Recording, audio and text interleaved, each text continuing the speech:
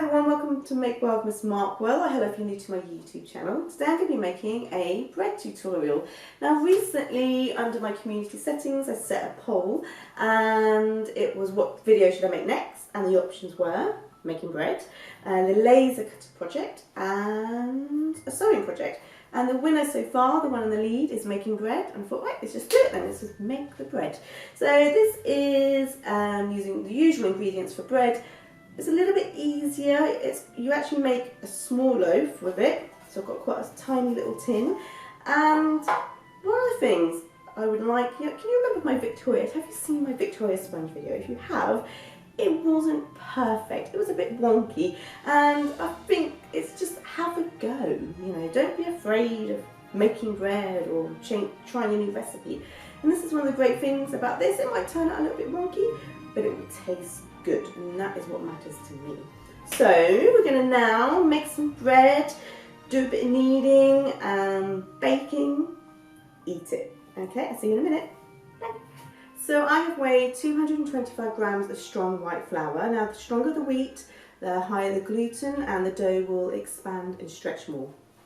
If you are using powdered yeast, you need to make sure that it is in date. So I'm just going to check, and this one is out of date, and I have used out of date yeast before by mistake, and the yeast didn't work and the bread dough didn't rise. So this one I know is in date. So what I'm going to do is grab some scissors. Have a little look, just have a little open of it. Right, and just have a look. So yeast is available in three forms: fresh, dried or powdered, and this is what the powdered looks like. All you need to do with the powdered yeast is sprinkle it into the flour. I'm just going to add a teaspoon to sweeten the bread. If you are using dried yeast, now sugar is needed to activate it, but not for fresh or powdered easy blend, which is what I've just used. I'm going to add a tablespoon of olive oil. This is to enrich the dough and so the bread stays fresher for longer. You can use butter instead of oil, but you will need to use the rubbing in method at this point.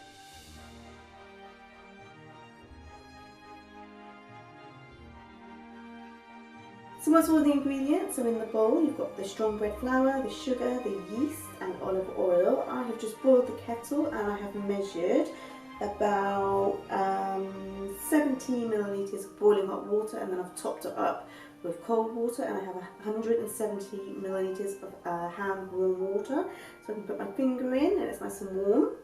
So the ideal temperature for the hand warm water is 38 centigrades. Now a top tip, we don't want to put all the water all in at once because different flour absorbs different amount of liquid, and you don't want to have a too wet dough or a too dry dough. So we're going to put in a little bit at a time. Okay, watch the space. We're going to look closer now. See you in a minute. I'm going to use a knife to stir the liquid in because I don't want to get my hands all doughy and messy. So what I'm going to do is pour in half the amount of the liquid.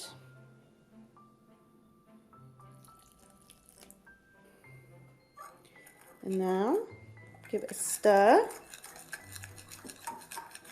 Add some more. Now the liquid has activated the yeast, releasing the carbon dioxide, which creates the bubbles in the bread and the texture, and it will make the dough rise as well. Yeast is a member of the fungus kingdom. It needs food, warmth and moisture to thrive. Through the process of fermentation, yeast converts its food, sugar and starch into carbon dioxide.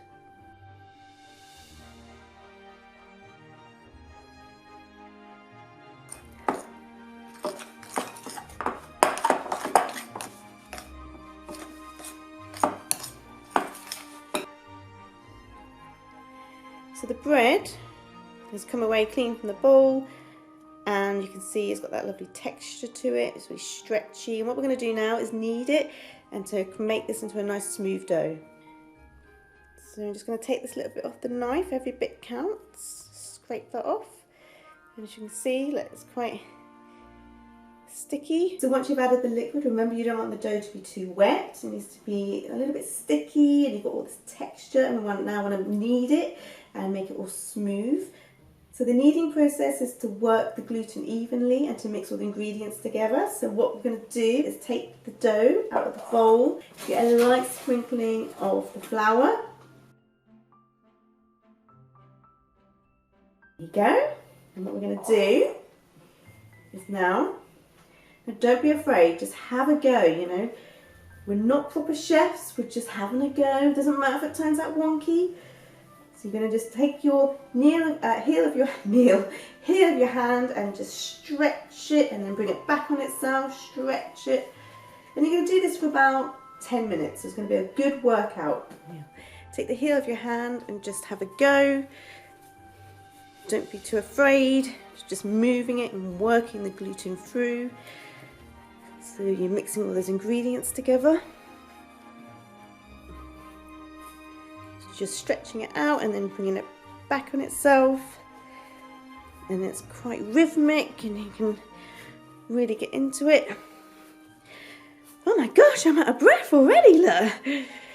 Whew. So what you want to do is keep kneading the dough until it has a smooth texture and can be stretched without tearing. There you go. So we still need to keep going.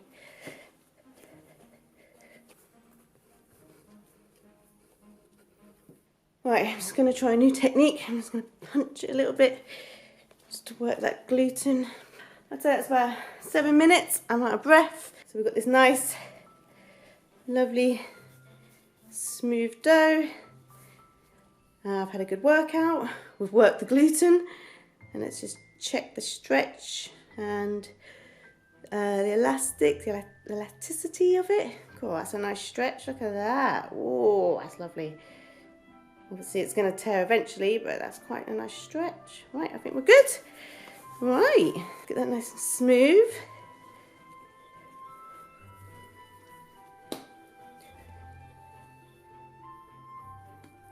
So I'm now going to place the dough back into the bowl. I've got another little top tip. I'm just going to put a little bit of oil in the palm of my hand. And I'm just going to coat the dough with some of the oil. And this just stops the surface drying out. So what we're now going to do is the rising time, the proving time. Now this is where you need to be patient.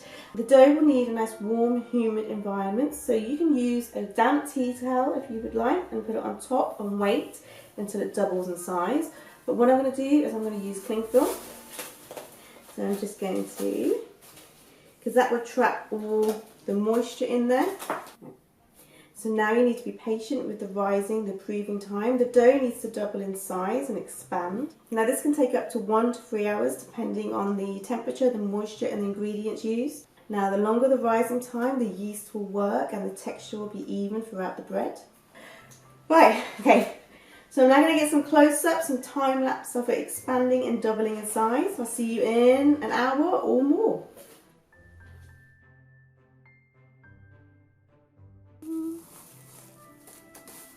There you go, look. Ooh. So I'm going to gently press my fingertip into the dough. So if it springs back straight away, then we know that it's not ready and it needs to have some more rising time. But as you can see, it's left a nice little dent in it. It means the dough is ready, and I'm now going to knock it back into its original size. I'm now going to take it out. See, oh, look, it's already collapsing. I'm now going to do the knocking back process, the technical term for punching or knocking down the dough and bursting the air bubbles, knocking the gas out of the dough and bringing it back to its original size. This will also create a smooth, even textured bread when baked. You want to reshape it. So I'm just going to use a small bread tin, and I'm just going to take a scrap of kitchen roll with a little bit of butter to grease it. So why do we do that? So the bread doesn't stick.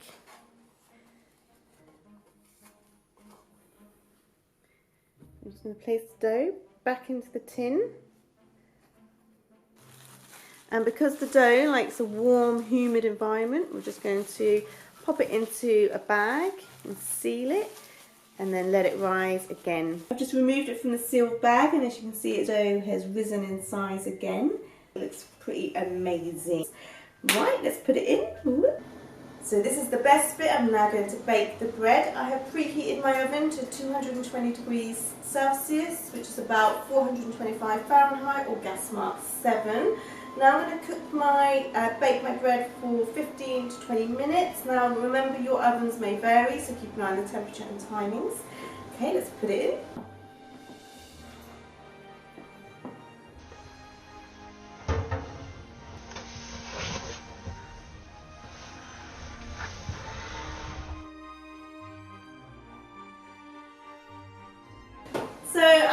waited, it's about 20 minutes. I'm now going to check.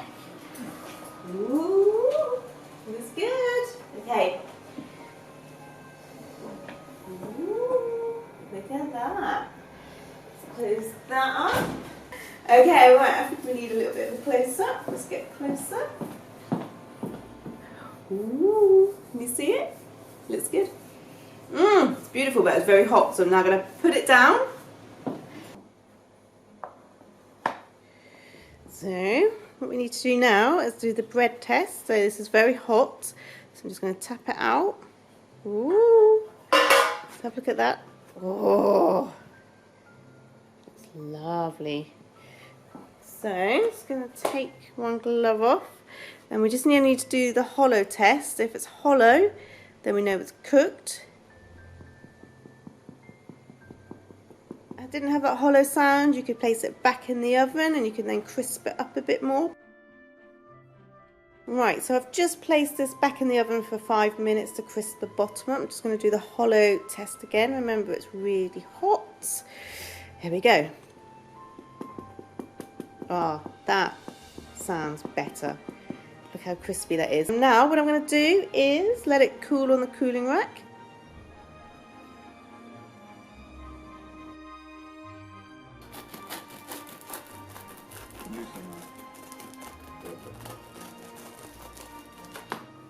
Oh, look at that.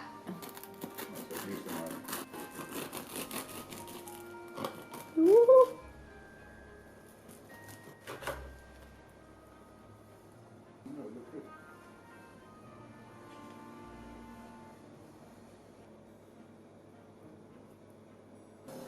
Well, I hope you enjoyed the bread making tutorial. I think that went pretty well, to be honest. Now, I said about it being wonky at the beginning. It is a little wonky if you turn it around there, but I think that is pretty impressive, and it smells, let's have a look. The aroma, oh my gosh, is very bready and it's got a very crisp crust. So now I'm going to taste it, and I've got quite a lot of butter, as you can see. And I'm just going to tear it. Oh my gosh.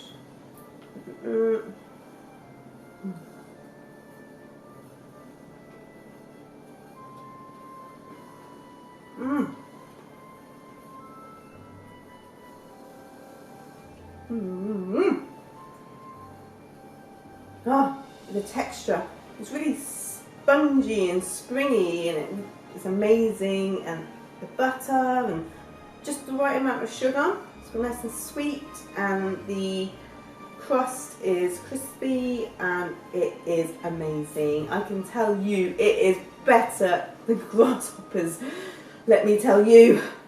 Right, eat some more. Thank you to everyone who voted in my poll. I hope you enjoyed the bread making tutorial, and it smells so good. I'm going to cut another slice off, put some butter and maybe some jam on it, and I think that is it. And thank you for all your support. Take care, and bye for now. Bye.